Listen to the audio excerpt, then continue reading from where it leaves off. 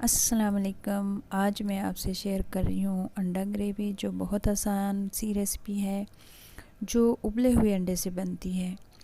जब कोई चीज़ या कोई सालन समझ में नहीं आता, हमारे जहन में फ़ौरन अंडे ही आ जाते हैं कि चलो अंडे का सालन बना लेते हैं। लेकिन एक ही तरह का खा खा के फिर हम तंग भी आ जाते हैं। तो मुख्तलिफ़ तरीके से अगर बनाएंगे तो इंशाल्लाह अंडे हमें इतने बुरे नहीं लगेंगे। बाद लोग अंडा खाना पसंद नहीं करते, लेकिन अगर हम इस तरीके से बनाएंगे तो इंशाल्लाह ये सालन सबको ही पसंद आएगा। तो इस तरीके से हम अंडे इंशाल्लाह, ये उबले हुए अंडों का सालन है, इसको सालन कहें या अंडा ग्रेवी कहें या कोई भी नाम दे लें, तो इस तरीके से अगर हम बनाएंगे तो इंशाल्लाह सबको पसंद आएगा। तो सबसे पहले मैं इनकी सारी चीज़ें नोट कर लें कि अंडे मैंने 8 अदद बॉईल करके इसको बारीक बारीक काट लिया है। इसकी जर्दी अलहदा कर ली है, और ये 2 प्याज जो मैंने चॉप कर लिए हैं, और इसकी जर्दी अलहदा से मैंने इसको थोड़ी सी हल्दी और नमक लगा के रख दिया है। और ये अदरक लहसुन है, इसमें मैंने एक रेड चिली कूट ली है। और ये स्पाइसेस जो इसमें जाएंगे, सूखा धनिया, हल्दी, लाल मिर्च और नमक और ज़ीरा, और गरम मसाला है थोड़ा सा हस्बे ज़रूरत। और ये 3 अदद टमाटर है जो मैंने वो भी चॉप कर लिए, और 5-6 हरी मिर्चें हैं।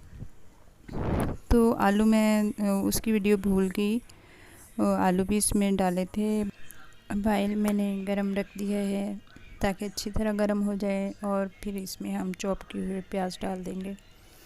वो अच्छी तरह हल्की आंच पे इनको फ्राई करना है, तेज़ आंच पे नहीं करना।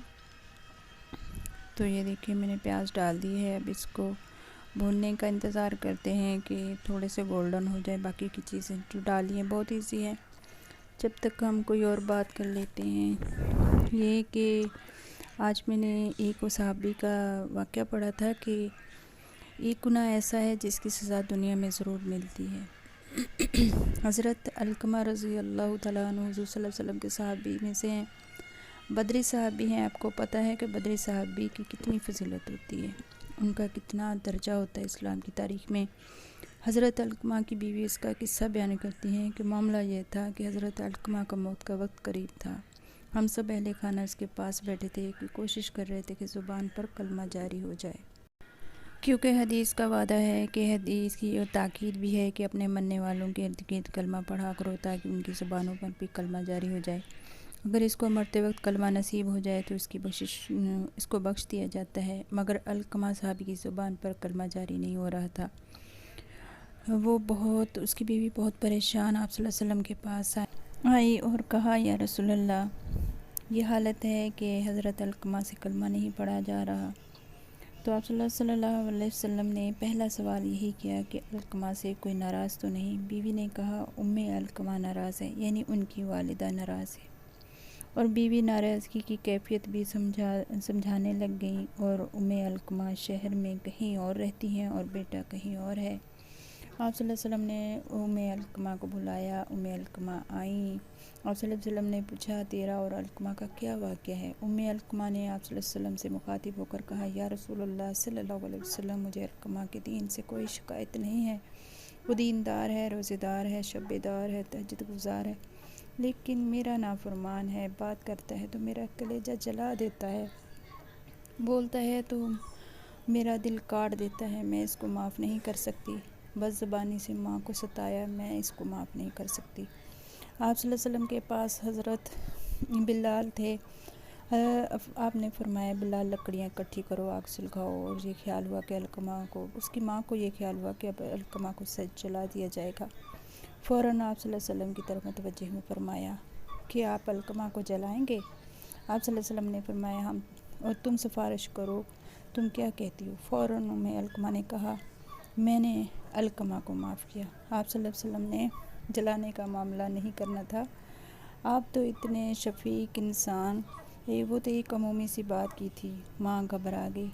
बीवी कहती है, इधर माँ ने अलकमा को माफ़ किया, उधर अलकमा की ज़ुबान पर कलमा जारी हो गया। यही वो गुनाह है जिसके साथ कोई नेकी काम नहीं आएगी। तो हमें भी अपने इखलाक बहुत दुरुस्त करने चाहिए। हद्दुल वसी कोशिश करनी चाहिए कि हम किसी का दिल ना तोड़ें, हर किसी से नरमी से पेश आएँ। माँ बाप को चाहिए अपनी औलाद से नरमी से पेश आएंगे तो इंशाल्लाह औलाद कल को वो उन्हीं के लिए सदका जारिया बनेगी। तो ऐसे में हमें अपने अखलाकों पर को देखने की परखने की बहुत ज़रूरत है। तो आज हमारी ये रेसिपी बन के भी तैयार होगी। बहुत इजी है, आप लोग समझ भी गए होंगे कि इसमें मैंने क्या क्या डाला है। बहुत इजी थी, इसलिए मैंने थोड़ी सी वो वाक़या हज़रत अलकमा का बयान कर दिया जो मैंने पढ़ा। मुझे इतना अच्छा लगा कि नसीहत आज़मूदा है कि हम एक दूसरे को नसीहत करें, एक दूसरे की भलाई करें, तो इंशाल्लाह अल्लाह रब्बुल इज़्ज़त हमें भी इंशाल्लाह ज़रूर माफ़ कर देगा और हमारी औलादों को हमारे लिए सदका जारिया बनाएगा। तो ये देखिए मेरा सालन बन के भी तैयार हो गया है। माशाल्लाह बहुत ज़बरदस्त बना था, सब ने बहुत शौक़ से खाया। इंशाल्लाह आप लोग भी अगर बनाएंगे वो रवायती तरीके से, अगर ना बनाएं तो इस तरीके से बनाएंगे तो इंशाल्लाह ताला बहुत लज़ीज़ बनता है। और ये देखिए मैं आपको डिश आउट करके भी दिखाती हूँ। ये देखिए आलू मैंने डाल लिए थे। चोरबा ज़्यादा ना करो, इसमें थोड़ा सा पानी डाल के मज़ीद इसकी ग्रेवी बना सकते हैं। और सारी चीज़ें ऊपर से हरे धनिए के साथ वो थोड़ा सा अदरक वो कश करके आप डालें तो इसका बहुत ही मज़ा आता है खाने में। तो ज़बरदस्त बन के तैयार हुई है मेरी रेसिपी। इंशाल्लाह आपको भी पसंद आएगी। मैं उम्मीद करती हूँ आपको ये मेरी रेसिपी भी पसंद आई होगी। तो अगर आपको पसंद आती है आप लाइक करें या ना करें तो उसका इज़्ज़त ज़िल्लत अल्लाह रब्बुल इज़्ज़त के हाथ में, कोई ऐसा मसला नहीं है, ना भी करें। तो मेरा यही है कि मैं आपको अच्छी कोई रेसिपी दूँ और अच्छे तरीके से आपको बना के दिखाऊँ इंशाल्लाह।